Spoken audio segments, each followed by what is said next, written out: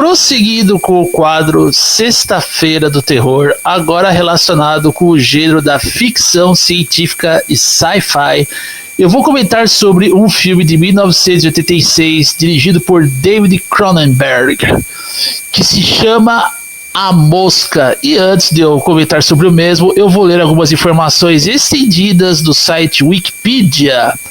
A Mosca, The Fly, é um filme de terror e ficção científica estadunidense de 1986, dirigido e co-escrito por David Cronenberg, produzido pela Brook Filmes e distribuído pela 20th Century Fox.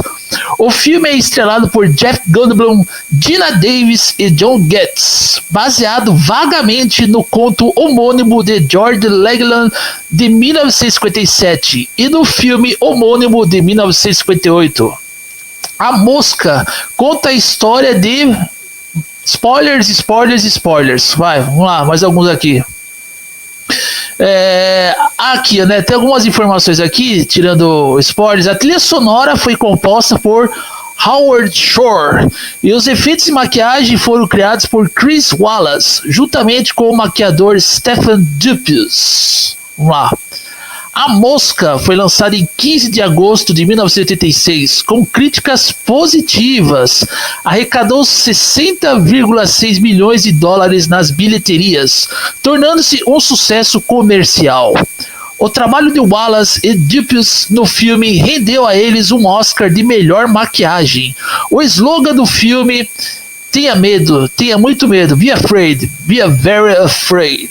Foi usado em muitas outras produções como parte da cultura popular, né? Cult pop, né? Cultura popular, né? Enfim.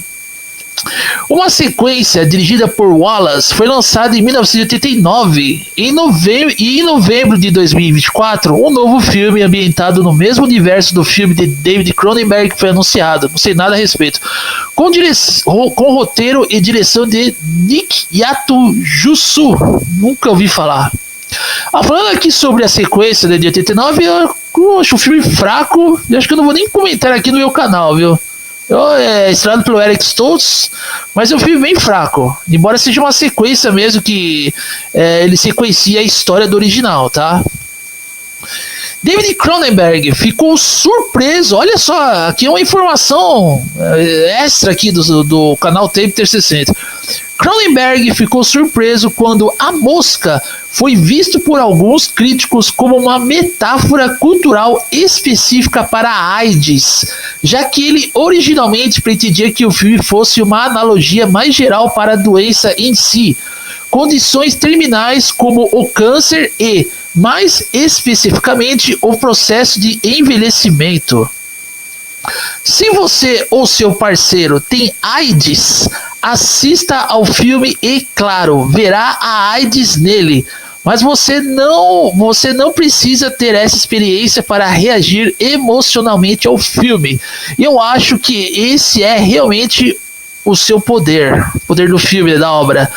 Isso não quer dizer que a AIDS não tenha sido um impacto incrível em todos. E, claro, a partir de certo ponto, as pessoas passaram a ver histórias de AIDS em todos os lugares. Então, o que acontece aqui? O David Cronenberg, ele está comentando a generalização de como as pessoas passaram a enxergar o vírus da AIDS em todos os cantos do mundo, de obras e tudo mais, cara. A AIDS virou ali quase praticamente um tema, né? Tem uma central de tudo lá nos anos 80, enfim, nos anos 80 mesmo, né? Aí ele continua aqui, ó. Então eu, né, o David Cronenberg, ele não se ofende que vejam isso no seu filme, né? Eu não me ofendo que vejam isso no meu filme. Para mim, porém, havia algo na história de A Mosca que era muito mais universal. Envelhecimento e morte. É um pequeno spoiler aqui, né? Mas aqui está relacionado com uma doença mesmo degenerativa que é envelhecimento precoce, tá? Isso aí existe na vida real. Inclusive tem um filme chamado Os Três Desejos de Billy Creer, que futuramente eu vou comentar no canal. Algo com que todos nós temos que lidar. Enfim, né? Ele começa a falar aqui da generalização da AIDS e até mesmo comparando a Mosca, que o filme A Mosca está muito mais relacionado com o tema real, né? Que é a doença de envelhecimento precoce, né? Enfim, né? Vamos lá. Bom, Lida aqui essas informações estendidas e até algumas curiosidades de A Mosca, eu vou comentar aqui o que eu achei sobre a obra em si. Eu nunca vi o filme original, tá? O filme original, acho que pra época mesmo, 1958, né? Lá nos anos 50, eu nunca vi o filme original e eu acho que eu nunca vou ver. Mas quando eu vi pela primeira vez A Mosca, obviamente foi em VHS, tá? Porque esse filme aí ele foi lançado em VHS. Eu não vi no cinema, obviamente não tinha nem condições, eu era muito pequeno assistir no cinema. Foi alugado para mim esse filme em VHS. E os efeitos especiais do filme são absolutamente fantásticos. Até hoje não conseguiram recriar, nem com a computação gráfica e nem com nenhum outro recurso avançado. Eles não conseguiram recriar esses efeitos belíssimos de A Mosca. Temos também no filme um grande elenco. Temos o Jeff Goldblum, que na minha opinião ele se deu melhor aqui como A Mosca do que em Jurassic Park, e até mesmo naquela palhaçada, né? Embora que palhaçada que pra época, né, seguindo a proposta do filme, da obra, deu até certo, que é um filme de comédia, mas é aquela palhaçada do MCU, Thor Ragnarok, que o Jeff Goldblum fez o grão-mestre, né? Enfim, lá na Planeta Sakaar, que é praticamente o lixão progressista do mundo ali, do universo. Enfim. Temos Jeff Goldblum, temos a Geena Davis. A Geena Davis aqui nesse filme, ela está muito sexy, gostosa. Embora que hoje ela não tenha deixado de ser gostosa, mas é uma mulher que também vem lacrando. Ela está, né, obviamente, apoiando ali, né, o woke, cultura woke, progressismo e tudo mais.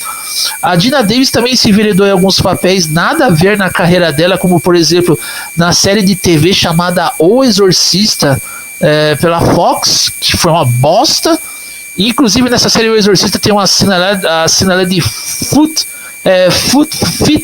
fetiche de pés, né, cara, podólatras ali, onde a Geena Davis, ali, a personagem dela, faz um cara beijar os pés dela, cara, pô, nada a ver, velho, negócio meio feminista ali, mas também isso não muda o fato da Geena Davis ainda ser uma mulher bastante atraente, bastante sensual e, na minha opinião, gostosa, né, gostosa, mas acho que ela deve ser lésbica, provavelmente, mas isso é outro assunto. Enfim, mas aqui na Mosca, ela faz uma jornalista que ela está muito interessada em uma invenção, né, do personagem do Jeff Goldblum, que é o Seth Brandon. Seth Brandon é o nome dele, tá? Ela está muito interessada numa invenção do Seth, que é um teletransporte, teletransporte, né? Teleporte, é um teleporte, tá? Teleporte. E esse teletransporte ele transporta a pessoa de um teleporte para o outro, em si, né? Mas embora que essa invenção do Seth, ela ainda não estava perfeitamente assim concluída, porque ele teve alguns problemas ali quando ele foi teletransportar alguns babuínos que morreram ali no processo. Inclusive a morte do babuíno é uma morte que causa até uma comoção no espectador naquele momento ali. Aí o Seth, ele dá permissão para essa jornalista, Geena Davis, ela, enfim, ficar com ele ali na casa, né, num complexo onde ele mora ali, é um laboratório, né, um laboratório bem isolado, bastante isolado. Ele dá permissão para essa jornalista, Geena Davis, ela escrever sobre essa invenção, porque quanto mais o jornalismo funciona da seguinte forma, né?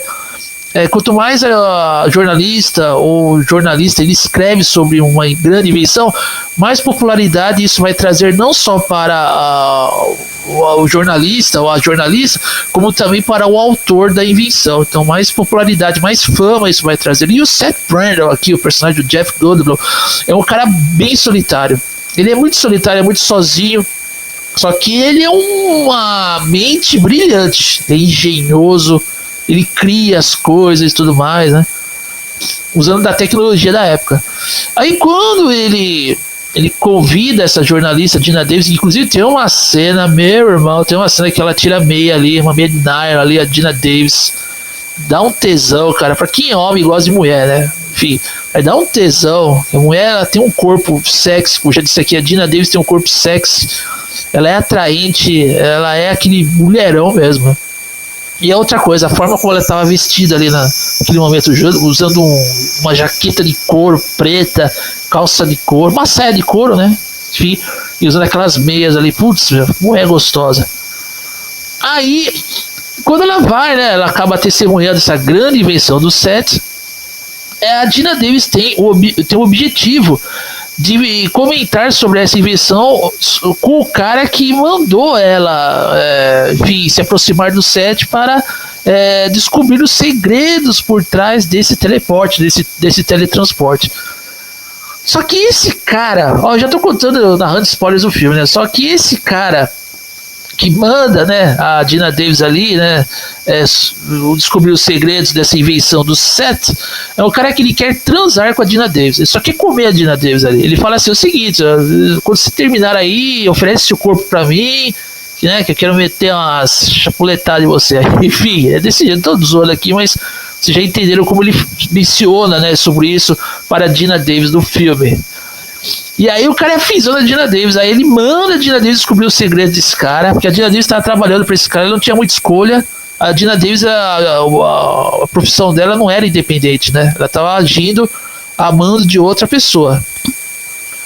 Só que aí, quando ela e o personagem do Jeff Goldblum, eles se dão bem, o Jeff Goldblum, ele fica bastante assim, chateado, né? Porque a Dina Davis, quando estava se dando bem com a personagem da Dina Davis, com essa jornalista já estava em conluio com outro cara. E o Jeff Goldblum, né, o Seth, ele fica bastante chateado. E como ele vive só ali com o babuíno, né? Vive sozinho.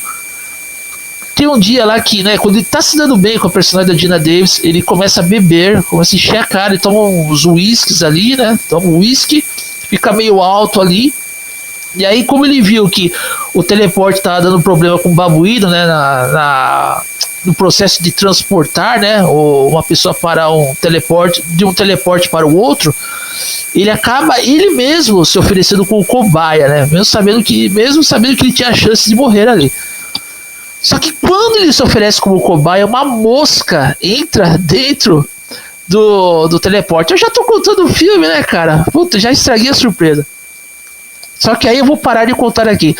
Quando a mosca entra, você já tem uma dedução do que acontece, né? Porque parece que os genes de um com o outro, os genes, né, do Seth com a mosca, né, acabam se unindo e os dois se tornam um.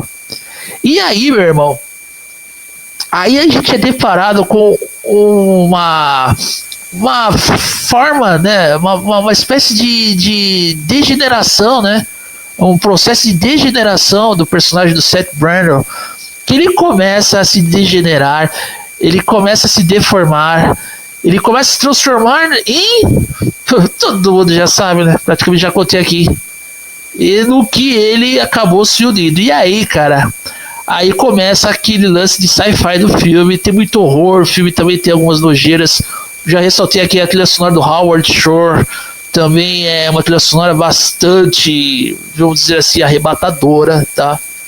E é tudo isso que eu tenho para falar sobre A Mosca, de 1986, dirigido por David Cronenberg, que já mostrou aqui que ele era bastante versátil na direção, né, de filmes relacionados com sci-fi. Enfim, tem alguns outros do David Cronenberg que eu não gostei muito. Inclusive tem um outro que, se der, eu vou analisar na próxima sexta, que é Videodrome, a síndrome do vídeo. Isso eu tenho que rever para comentar sobre ele com um pouquinho mais de detalhes. A Mosca é um filme que até hoje eu revejo, avaliaria como nota 9.8, filmaço. E continue acompanhando o canal Tape 360, que próxima sexta estarei voltando com esse quadro Sexta-feira do Terror, com filmes relacionados à ficção científica sci-fi. Eu sou o Tape 360 e você está no canal Tape 360.